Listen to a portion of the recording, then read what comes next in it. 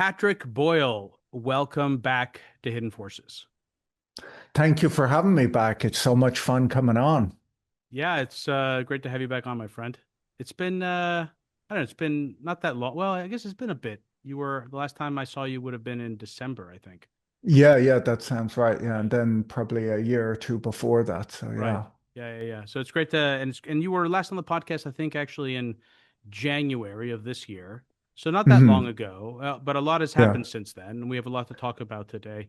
For those who don't know who you are, you're the founding partner at Palomar Capital Management, a quantitative hedge fund, which you sold in 2018 and remained on the board until 2020. You're also a professor at King's College London and Queen Mary University London, where you teach financial derivatives, portfolio management, and classes on financial history to master's students. You've been on the podcast twice before, and you're most famous for the fact that you are basically the what would how would I describe? You're the goat of smart person podcasting. I have run focus groups on this, and if people are basically people, I would say that among, and that's what's so amazing about your podcast is that it is truly kind of a mass market podcast. I mean, you have millions of viewers, and yet it's really intelligent and smart. So amazing. Just you keep crushing Mm. it. Yeah, it's a ton of fun. It's weird to me because obviously you start these things out and you have like five viewers and they're your students from the university, and then it sort of gradually grows and one day you're kind of like, wow, that's kind of a big group of people, you know. Yeah. So It's amazing. So one process question, Patrick, and then we're going to dive into a bunch of topics that I want to talk about today. So in terms of process, like you put out a lot of videos, and these are mm, monologues. Some of them go 40 minutes, I mean, or more, but most of them are around half an hour, and mm. they're disparate topics, but you dive deep into them. So I'm just curious, like, how do you manage your days so that you're exposed to so many different themes and narratives and conversations, but at the same time, find time to dive deep into subject matter? I guess I just consume a lot of media. I'm a big listener to your podcast. I listen to probably about three or four good podcasts. I read an awful lot of news. And then I just I guess I also just, the friends I talk to and whatever, people bring up topics that interest me. But it's always a bit of a funny thing because, I kind of work all week. I make a video, I release it. You feel great for a day or two, and then you're like, oh, I need another idea now. And there's some of them, and the week is moving on, and you're like, I've really got nothing. And then, you kind of grip on something. And I don't know, even recently it's funny because I've recently gotten so many views on the videos that I'm sort of preparing myself for the slowdown, because I think that always comes and you kind of think like it's been good, but it's now time to normalize a bit. But um yeah, it's just I'll tell you a big part of it is I early on I used to think about what the audience would find interesting, but the problem with that is I don't even really know who my audience are. And then I just moved to, well, I figure if I find something interesting, people like me will find it interesting. And that's sort of what I go on. And it also makes it easier to research because I sort of start out the week digging into a topic that I've been wondering about, and then I kind of find all of the good research and I, pull it together. And yeah, I mean, it takes quite a bit of time, like a lot of work goes into researching the videos. But yeah, it's also fun because I'm Mm. learning stuff that I want to learn. So Exactly. And that's always the best way to do it, to mm, focus on what you find interesting and just have faith that that's going to be something that's going to interest enough people to make it viable. In your yeah. case, that's obviously not a problem. I One of the stories we're going to talk about today is actually a story I told you I was when I was thinking about it. I was like, this is not a subject that you've covered in the last 6 months, but I was like, this is a Patrick Boyle video, which is the populist data center revolt, and this comes on the heels Mm, of the governor of New York's moratorium on hyperscalers. So we're going to talk about that today as well. But one of the topics that you've produced at least three videos on, I think, in the last 6 months has been SpaceX. And we're mm, recording this now on Thursday, July 16th. And yesterday, SpaceX's stock dropped below its listing price of $135 a share. This is the first time this happened since the IPO, and the stock is down from its peak. The market cap is roughly down about $1 trillion. Of course, the more than 20 Wall Street banks that generated something like $500 billion of fees off of this IPO have done well. Who's holding the bag here, or is it too early to make that assessment? I think it's a bit too early. Like, I mean, for many investors, they put, a lot of people will have put their money in at 135 and it's at 135 now. It's also, this is kind of how IPOs work. Like there's a lot of research on this, and on average, if you get an IPO allocation, it pops around 18% on the day. That's sort of the average. And then they often underperform for a while and they sort of find their price. And usually it's interesting talking about this because usually with IPOs, we're talking about new companies, right? Like it's a company that's 2, 3 years old. It's a little bit profitable. They need money to really grow. So they issue stock, that money comes in, and then they build out. And so that lag makes a lot of sense, like the money comes in and the stock kind of underperforms for a bit, and then they spend it and they reap what they've sown. SpaceX is very different in that it's something like a 23-year-old company, and it was well funded to start with. So I guess this is sort of broadly an interesting topic because historically IPOs were about bringing in growth capital. And then we've moved to this world of private markets being kind of as big as, if not bigger than public markets. And it's meant that, a lot of these companies, like not just SpaceX, but all of, what we started calling unicorns about 10 or 15 years ago, they grow really large while privately owned. And then they kind of issue stock, not because they need the capital, but basically because the early investors want to take some of their gain. And, that's SpaceX slightly fits that mold, but actually SpaceX also hugely needs capital because SpaceX is losing a ton of money. I think they burn about $5 billion a quarter at the moment. And they're talking about that growing, like about losses being greater. And so actually, SpaceX did need the money. And yeah, and in terms of who are bag holders, I mean, today we don't know because, there's a world in which this whole thing actually does grow a lot.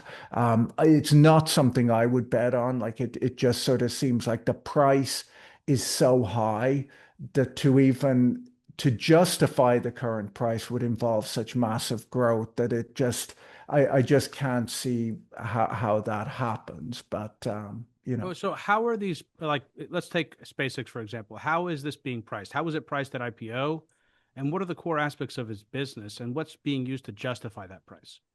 Well, this was a very different pricing once again, because normally what happens is, the business goes to the investment bankers, and the investment bankers sort of, come up with a prospectus that basically says what you'll get if you invest, like what your voting rights are, all of the rights, all of the what you get if you put your money into the business and how the money is used by the business.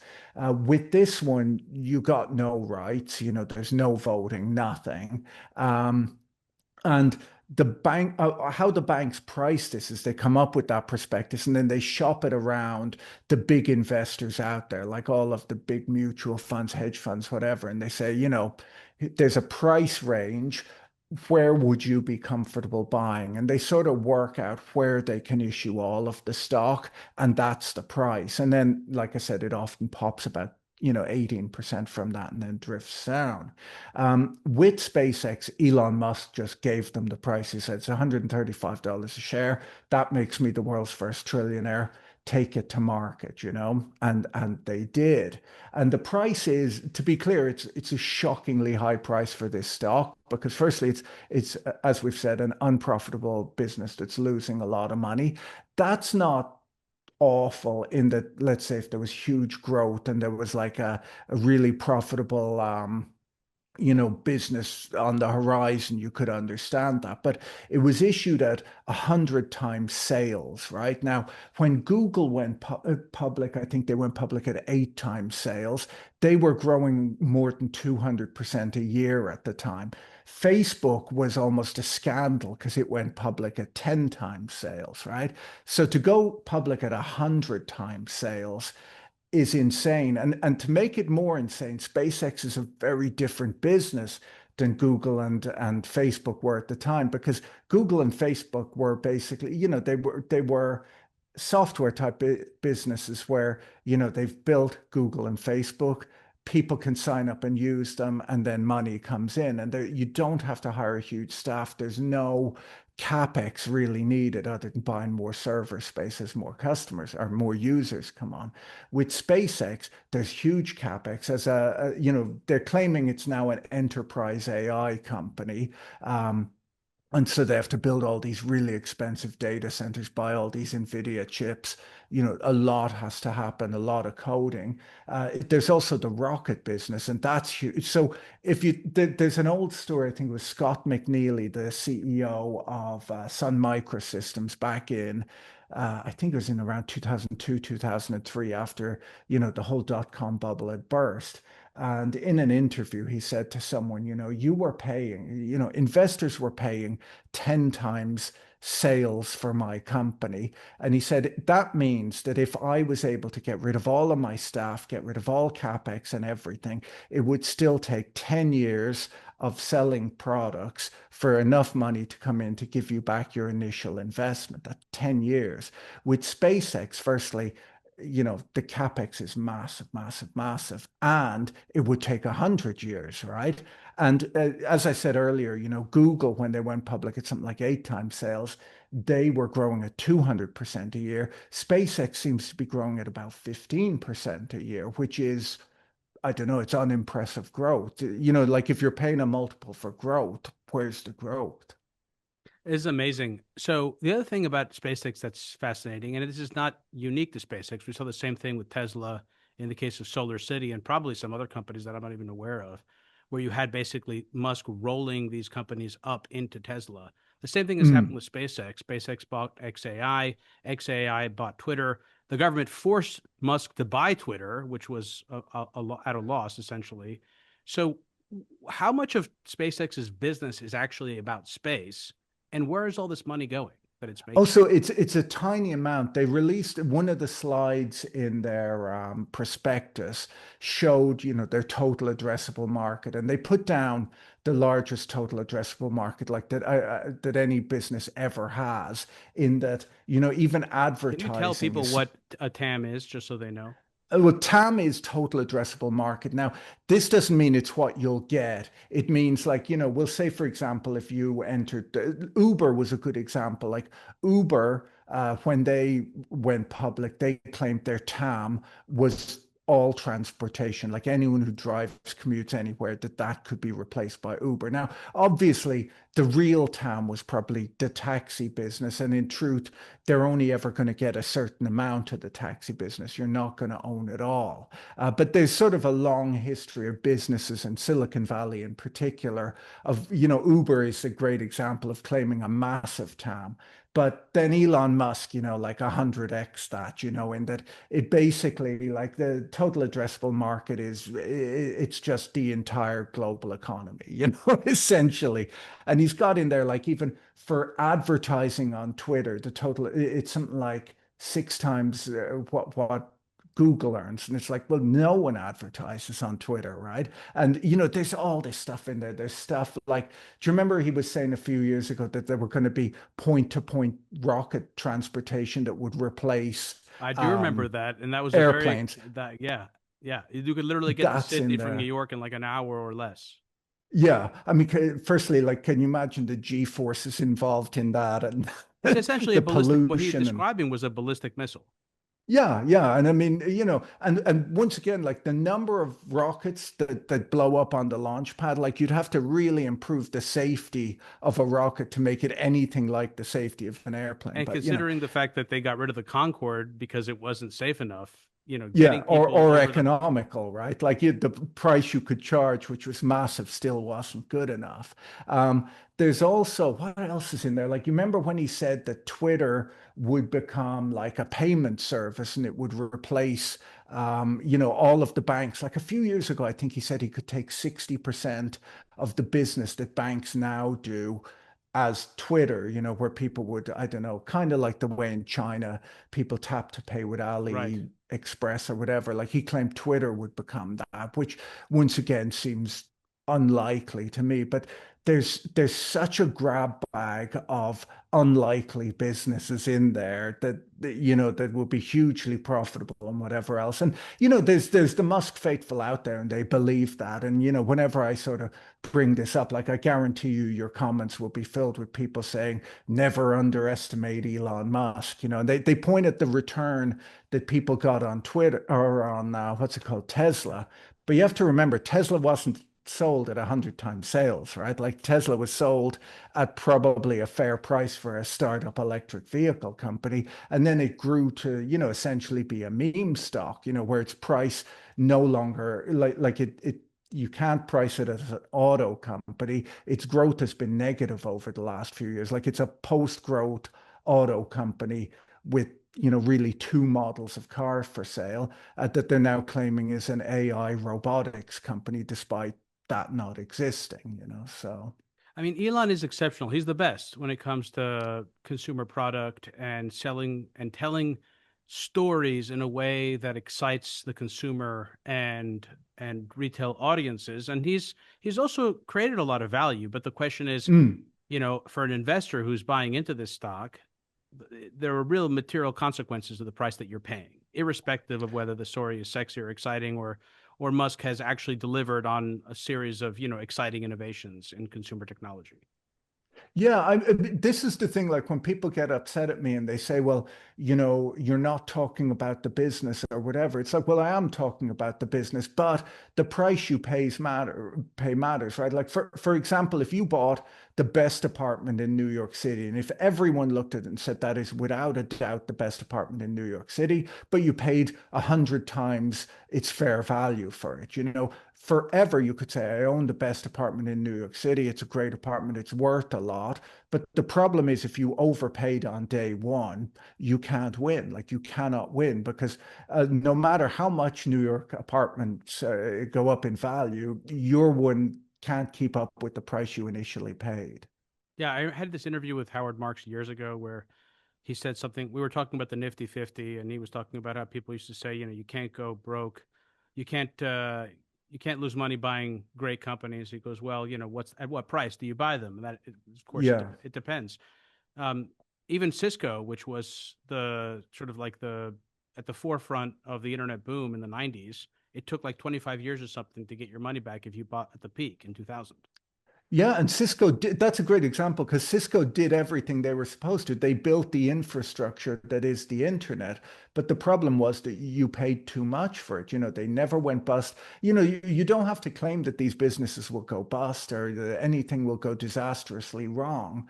But it's not even that they're priced for perfection. Like price for perfection is, an expensive stock, but these are priced for science fiction, like they are priced for I mean, there's some people out there. It's interesting because even justifying, it's sort of ridiculous to justify the value of SpaceX on enterprise AI because they're a tiny AI company. XAI, I think, is 3.5% market share. Most of that is people just fact checking stuff on Twitter.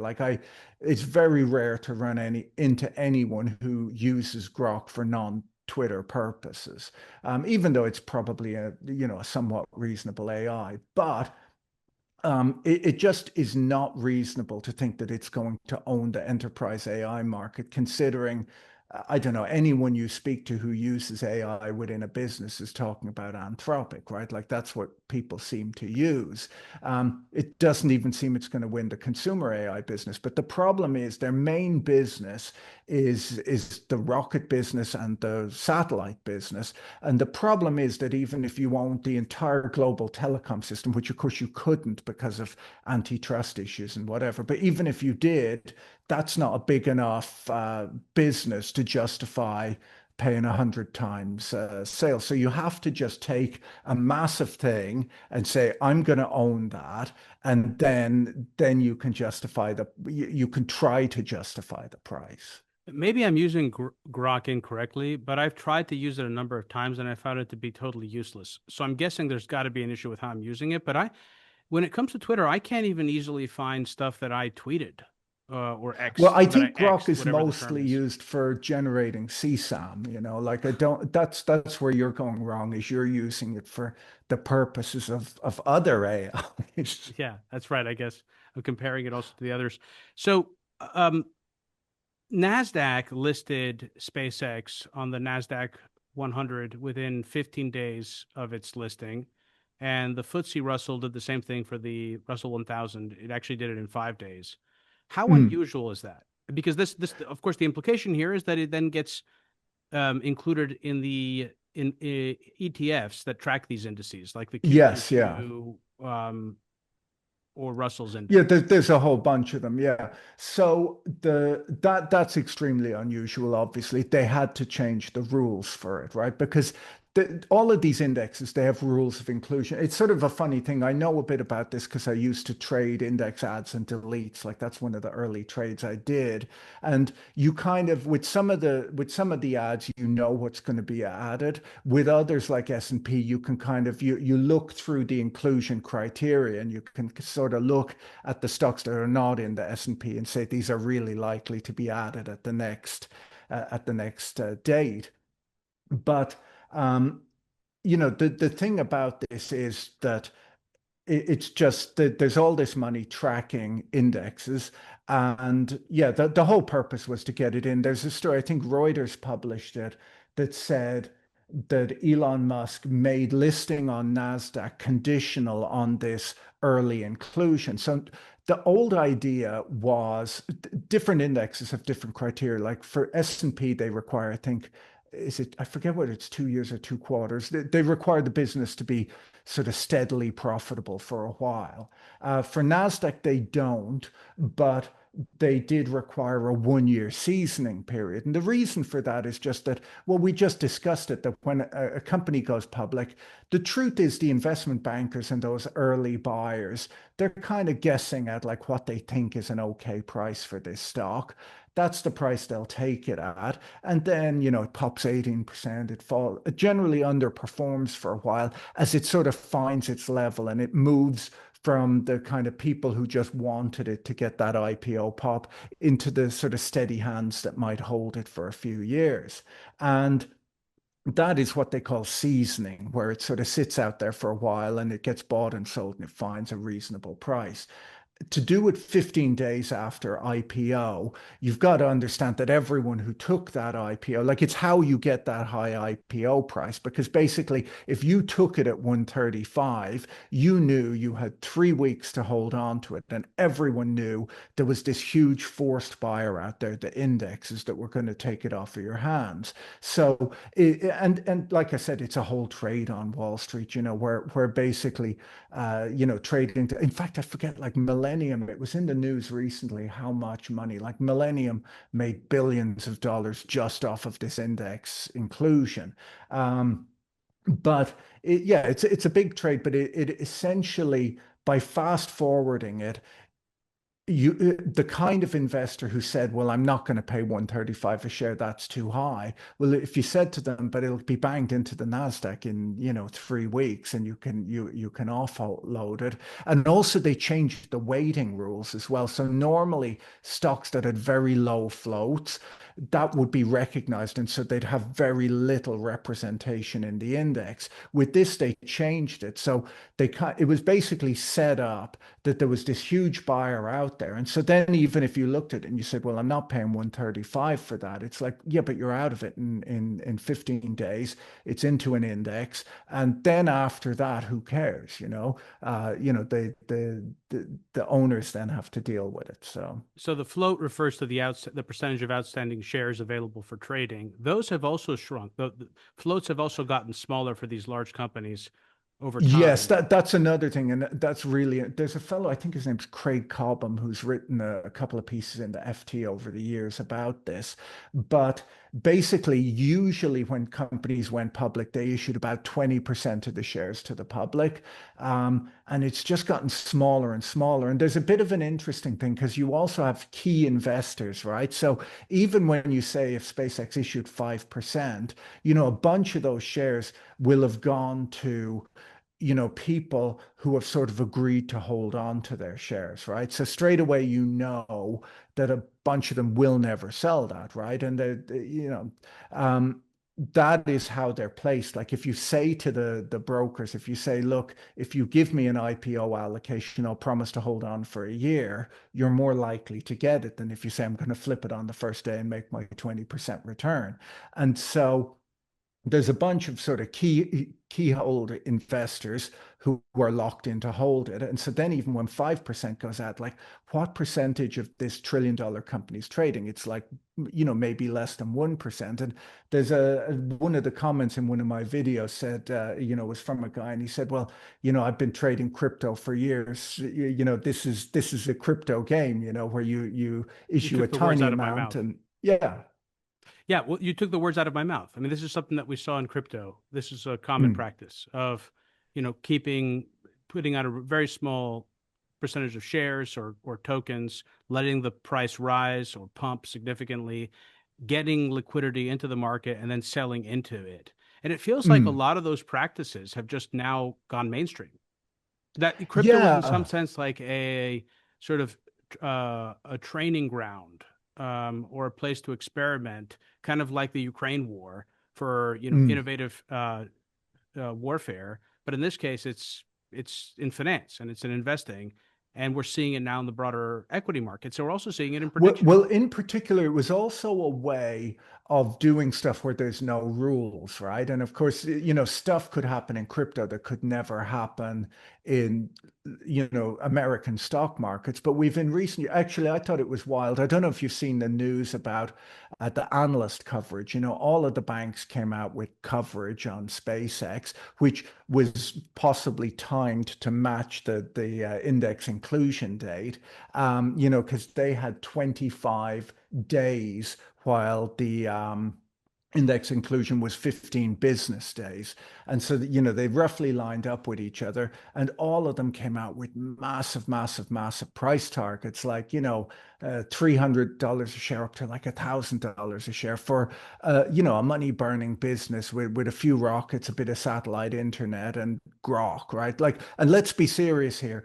Elon Musk bought XAI, which is grok, from or he bought Twitter plus Grok from those investors for I think 250 billion, and then pinned the entire valuation of SpaceX essentially on this, which is kind of wild. So, That's alchemy. yeah, either those investors were ripped off or the new ones are being lied to. It's one of the two. But Wall Street fully agrees that this thing is worth an absolute fortune. And I was kind of shocked by this because it reminded me of the dot-com bubble, like, the scandal around Henry Blodgett and all those analysts. But I thought, like, gosh, it's kind of wild that this is happening again because in 2002, under Sarbanes-Oxley, there was sort of I forget what the rule exactly was called, like the truth in analysis rule or something like that, where analysts couldn't sort of lie about, essentially say they think something is a great stock when they don't. Um, Interestingly, I learned that that rule was repealed about 6 months ago. And also the SEC has largely been defunded by, what were those guys called? Doge. Do you remember Doge? Sure. Doge gutted the SEC. So all of the, people who are sort of searching for frauds in markets are gone. And also a lot, the rules have been rolled back. And it's frankly, it's a very ugly thing, I think, because I think, what happened in the dot-com bubble and, what happened with things like Enron and WorldCom and whatever, these were huge disgraces.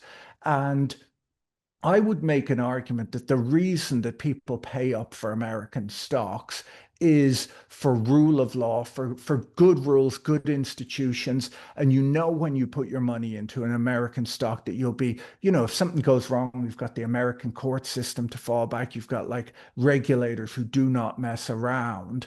But it's questionable that you have that anymore. Like, the whole reason, like, people said to me, like, oh, would you invest in Chinese stocks? It's like, not really, like, because I just don't feel, that the laws are on, a foreign investor's side if this all goes wrong. While, the whole argument for US stocks, and to be clear, it what this does, like this is good for business in America because if people trust the US stock market, they'll invest demanding less of a return, so it sort of means that the cost of capital is lower for American businesses. And if American businesses can raise capital cheaper than global businesses can, they then have such an advantage in growing and so on. Um, and it's very worrying to think that this stuff is being rolled back. Absolutely. I mean, trust in American laws and property rights and rules is a big part of what underpins the American financial system and even the value of the dollar.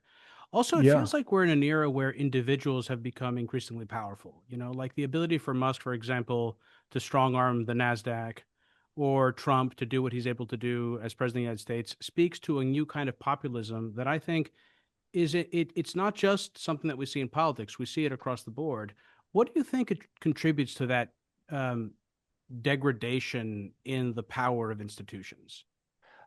Firstly, I have to tell you that what you said to me is almost like has a terrifying echo because my friend Manoj Pradhan, who was on Hidden Forces a little while ago, he started out as an emerging markets analyst, and he has constantly said to me, when you kind of go, well, what exactly is an emerging market? How do you classify it? And he says, well, in emerging markets, institutions are weak and individuals are strong. You look at India, Modi is strong. Like he gets to say what happens. The institutions are weak. And so it's a very worrying idea when you sort of say like that in America, institutions are getting weak and individuals are getting strong because that, possibly it turns it into a submerging market, which is not what you want as an investor.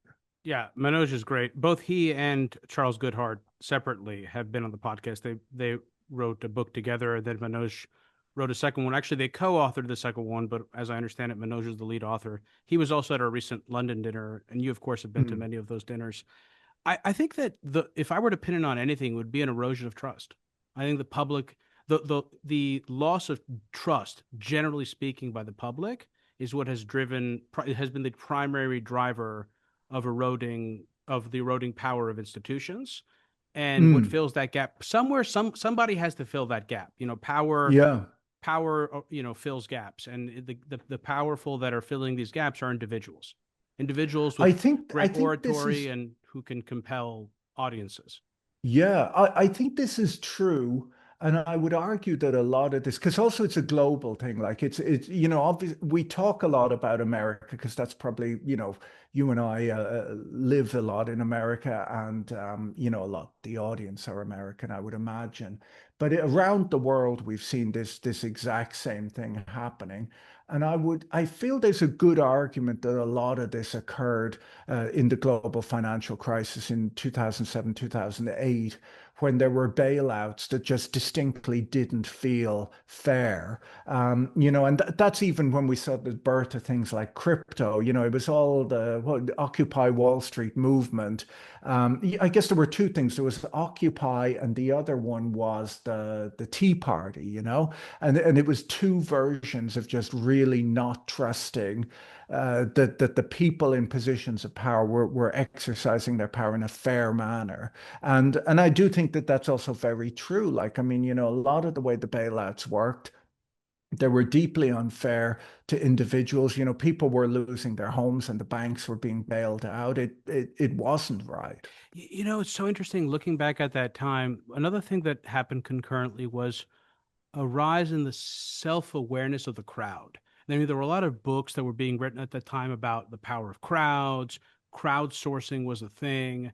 Mm, Bitcoin was supposed to be a decentralized currency.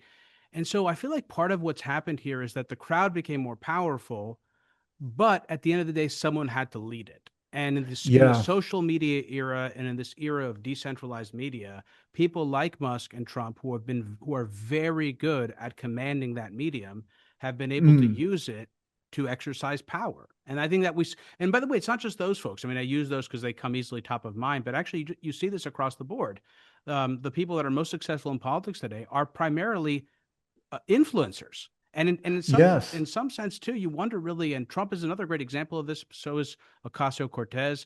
Like, are they primarily politicians, or are they primarily social media mavens who are using political office to build the value of their brand, which they subsequently monetize? And in Trump's case, he's monetizing right in front of our face. I think I was reading something recently about some some allocation that was made on the part of the UAE, and that recently the UAE got some high level semiconductors. Yes, And yeah. So the UAE, I think they put a load of money into one of Trump's stable coins, right? And at first you would say, oh, well, that's just I think they were agreed to invest in the United States, but instead of putting it in dollars or whatever, they put it in as Trump coin, or the stable coin that's tried to what's his business called? World Liberty Financial or whatever.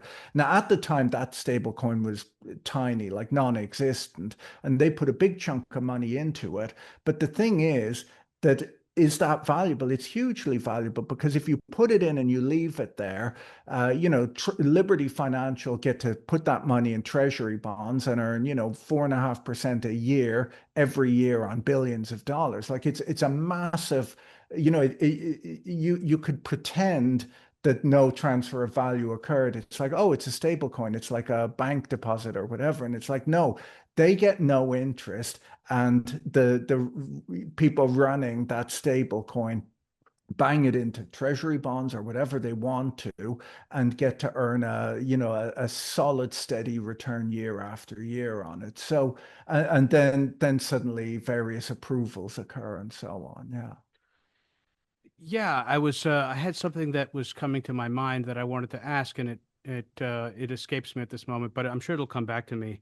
Um, so one of the things that I wanted to ask you about before we get off the conversation about the IPOs is really how much money there is to fund all this stuff. So I think SpaceX is the largest IPO this year, or Mm. ever maybe. Google also raised an additional $85 billion in a new equity offering a few weeks earlier before the SpaceX Yeah. IPO. How much money do you think there is actually out there to fund this stuff? Because of course, OpenAI and Anthropic eventually want to go public. There's a huge CapEx boom. You've highlighted the fact that I think you've actually your terminology is the stock market is no longer shrinking. We lived in this era of a shrinking stock market for a variety of reasons, fewer Mm. IPOs, private equity taking companies private, public companies private. We also had share buybacks, and so taking stock off the market. Mm. But really, is there a limit to how much we can fund here? And is there a way to estimate when kind of the money is going to run out, or if it It's could run interesting. out? I think that there's probably plenty of capital, especially because even, with SpaceX, like, yeah, it's got this massive valuation, but they've listed 5% of the stock, right? So not too much money actually had to go into it. And I would imagine that OpenAI and Anthropic will probably do a similar thing, uh, for no reason other than that's been the Silicon Valley game over the years. The only thing is that these businesses are very different to the typical Silicon Valley businesses, because if you look at Facebook, Mark Zuckerberg actually didn't need to float Facebook, right? Like I think it might have been burning a bit of money at the time. I forget the detail, but in truth, with Facebook, like the reason to list it was just to have a public price on the stock and that insiders could sell, right? Because if you've worked for years at Facebook, you've been paid in all of this stock, and eventually you want a liquidity event. And if you look at it, Facebook, or Meta as they're now called, have bought back more stock in dollar terms than they issued, right? So I forget what they issued, but they bought back, maybe 10 times as much stock. This is because the stock price went up. But basically, they can pay people in stock. The people sell that stock. They do equity buybacks to sort of, reduce the dilution. But Meta was basically a hugely profitable business. It didn't require a huge amount of staff. It didn't, you're not building factories or anything like that. It's a few people who write code that's really valuable. Same thing goes for Google and a lot of, what we call big tech today. But AI is very different. They actually need the money, right? Like they're not issuing it just to put a price out there. They need the money to build massive, really expensive data centers. They possibly need to build power stations because there's not enough electricity to run these data centers, right? And so if they are to achieve even a percentage of the goals they've set in terms of building data centers and so on, they will be spending an absolute fortune. And that's actually another twist in markets is that forever people have looked at the stock market and said, well, all these big companies out there, they're just buying back stock. They don't reinvest in the business anymore. They just buy back stock. They're not building new things. Well, now they're really building new things. Like we're seeing more spending from American businesses than I don't know than we've seen in my career anyhow. Like it's massive the planned spending Mm. goals. So. Well, so you mentioned Meta. Whatever happened to their metaverse?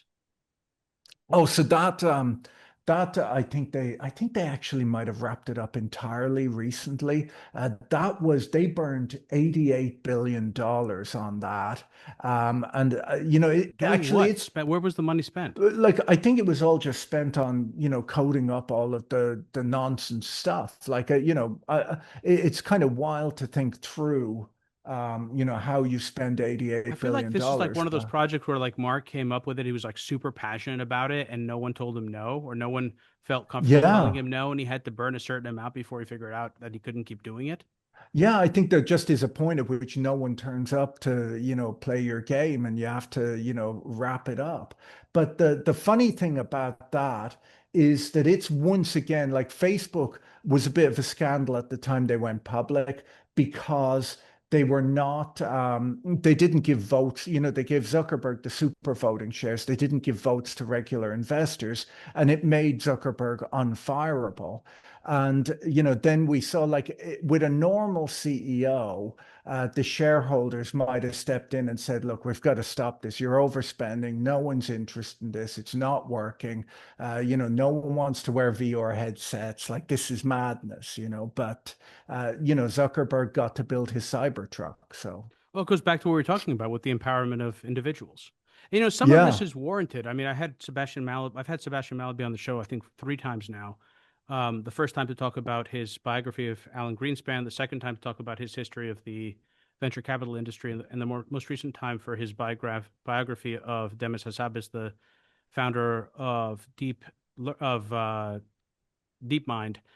But in his history of Silicon Valley and the venture industry, he talks about this turn that happened with Founders Fund and guys like Peter Thiel recognizing that there's an opportunity here to better empower founders. And so, like, I think Mm. to some degree this was warranted, but it feels like again this is another example where it's gone off the reservation, and now you have these situations with like Musk where he has like what does he have like 85% of the voting rights associated with Yeah. SpaceX's stock. Yeah, and as he sells that stock, it loses its voting rights. Like so he'll always have full control of the business pretty much. Yeah, it's an interesting thing because for years there's been this sort of corporate governance argument that if you sure you can take rights or benefits away from shareholders, but now you have to issue the stock cheaper. And that was kind of the big question when Facebook went public with Zuckerberg's super voting shares, because there had just been this general move towards better and better corporate governance where shareholders were treated really well. And Zuckerberg sort of turned the corner with that. And now we're seeing it, taken to, and I don't think even SpaceX isn't even the worst example. Like I think there's companies out there where as the CEO sells his shares or as the founder sells their shares, their other shares gain in voting rights. Like there, you can set this up however you want. But historically, investors would have just said no to this. That just say I'm not getting involved in this business because it's not being run in a fair manner. But the thing is, Facebook was just an IPO that people really wanted to buy. They wanted involvement in it, and so they would choke it down. And once again, with SpaceX, it was hot enough that people would just say, "Yeah, whatever Elon says, take it. Like, just take it. I need to be involved." So. So one more topic I want to cover here in this first hour before we move it to the premium feed, and that has to do with prediction markets. How closely have you been tracking this stuff? Because it feels like we've seen an explosion in interest and participation in prediction markets Mm, since COVID, really. yeah. And COVID really was a demarcation line for a lot of this stuff. Mm.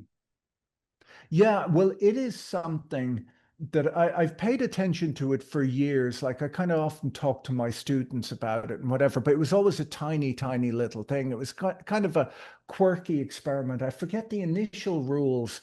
There were prediction markets around for ages, but they weren't allowed to get too big and whatever. I think they were often even tied in with universities or whatever, and it was sort of a market experiment. And then a few years ago, I guess one was the sort of crypto explosion, and I think Polymarket is, kind of a decentralized, like it's outside the rule of law in the way that crypto is. And then you saw Kalshi just sort of push it to the limits and see if anyone would come back Kalshi against is them. another one of these companies. Yeah, but Kalshi is US regulated and bizarrely enough regulated by the CFTC because suddenly, betting on a sports game is a commodity now. Um, and wildly, the CFTC, because there's states in which gambling is illegal, and this is of course sports betting, right? It's gambling. And the CFTC has sued states saying, no, we get to control this, you don't.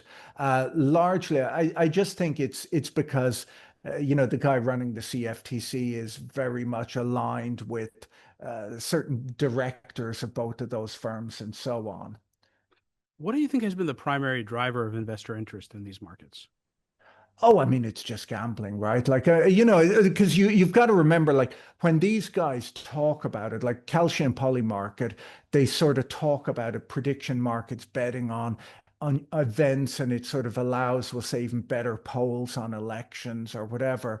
But something like 90% of it is just sports betting, right? But they sort of have to talk this game because they have to pretend that there's a social value in there. I've kind of tied it back to your idea, the financial nihilism idea. Like, I think that we've moved into a world, well, it's your whole argument that there's a lot of young people who feel priced out of the economy in general. And they equally are sort of flooded with social media, showing them Andrew Tate with his collection of Lamborghinis and so on. And they just say, I need to reach escape velocity. Like I can't be an incel in my mom's basement. I need to, earning a normal living isn't good enough. And so then you turn to making the wildest bets. And we saw that with the meme stock Wall Street bets thing. And we saw it with crypto. And I think now we're seeing it with prediction markets. And it's just sort of levering into a crazy, I 10x my wealth or I zero myself out. And because I don't have much, I don't care if I zero myself out. So, Yeah, and a lot of that energy that was in crypto got sucked out into AI and similarly mm, has gotten sucked out into prediction markets, which shows you that it wasn't, or for much of it, most of it, I would argue, it really had nothing to do with the underlying technology or any specific conviction about, quote, decentralization, but something else that was getting channeled through both yeah, sort it's of. it's the volatile thing to bet. I also even think it's sort of slightly, seems exciting. Like 5, 10 years ago, if you told people you were a crypto investor, you sounded like kind of an exciting badass outsider. It's slightly illegal. We don't know. And that was cool. While today, if you look at Bitcoin, it's basically over the last 5 years, it's underperformed the S&P, right? So your grandfather's more of a badass than you in terms of returns. And then it's also no longer an outsider product, right? Like you've got, your your your your the your leaders are guys government. like Michael Saylor. Yeah, like it's just like it is. It's even funny. Like I think there's a bunch of things like that over in prior years, there's a bunch of people and ideas that sort of pitch themselves as anti-establishment. An example that amuses me is Joe Rogan, right? Like Joe Rogan was the outsider anti-establishment guy. And now you turn on the Joe Rogan podcast and he's got sort of Mark Andreessen, Elon Musk, a bunch of JD Silicon Vance Valley just guys, yesterday, yeah, JD JD Vance on. Vance, a bunch of politicians, Nigel Farage or whatever. And it's like, this isn't like, I think he's kind of wondering, like, why are people no longer excited by my podcast? And it's like, well, because you're no longer an outsider, like you're an insider. This is the establishment, like, and he's pitching himself as anti-establishment. But how could you be more establishment than to be friends with like the biggest business leaders in the world and interviewing the Yeah, I biggest mean he's politicians even in the he's world? become even more obsequious than Meet the Press or any of these Sunday talk show programs have been traditionally to mainstream politicians when they would go on the program, and the quality of the politicians today is significantly worse, and they're more corrupt. Yeah. This isn't your grandfather's corruption of Joe Biden putting his kid on the board of a Ukrainian oil and gas company. This is, Don Jr. and Eric and their whole freaking family making billions of dollars spinning up crypto tokens and slush funds, Mm. and then you Well, have and not even hiding it. Like the thing was that a few years ago, this would have to be hidden. that's Like it would right. be a great shame. Like I grew up in Ireland. There was loads of corruption in Ireland in the 80s. Um, but they kind of hid it a bit, they didn't rub your face in it. Yeah, Now this they're is just really like, bad, Patrick. This is really yeah. bad because the backlash is going to be really bad, and it's going to come in a political form, and it's most likely going to come from the American left in the U.S. And I don't know to what degree this is going to be an issue in Europe, but certainly I mean, what Europe hasn't experienced anything like this. Europe has a Mm, whole bunch of other problems that we're going to talk about in the second hour. Which is this long, slow motion economic car wreck. And it's happening not just in EVs, but other places as well. So, in fact, I think this is a good opportunity to move us there. I want to talk about, as I said, Europe's economy, its slow motion economic train wreck. Um, I want to talk about the Russia-Ukraine war and really what is going on there, because you've talked about this on your videos. mm, And it's really interesting to me to juxtapose Putin's decision to invade Ukraine in 2022 with Trump's decision to begin bombing Iran with seemingly no plan in 2026, although some argue he has a plan. We can talk about that. I also want to talk about home prices and the generational wealth gap, which is something that you've written about and we've talked about on this mm, podcast, as well as fiscal dominance and the end of the disinflationary tailwind. Manoj Pradhan, of course, and Charles Goodhart have written about that, and also this data center revolt and the larger mm. populist revolt against large corporations and big tech, which I think is come. It's Yeah. it's it's here, and it is a harbinger of things to come. For anyone who is new to the program, Hidden Forces is listener supported. We don't accept advertisers or commercial sponsors. The entire show is funded from top to bottom by listeners like you. If you want to access the second hour of today's conversation with Patrick, head over to hiddenforces.io/subscribe and sign up to one of our 3 content tiers. All subscribers gain access to our premium feed, which you can use to listen to the rest of today's conversation on your mobile device using your favorite podcast app, just like you're listening to this episode right now. Patrick, stick around. We're going to move the second hour conversation onto the premium feed.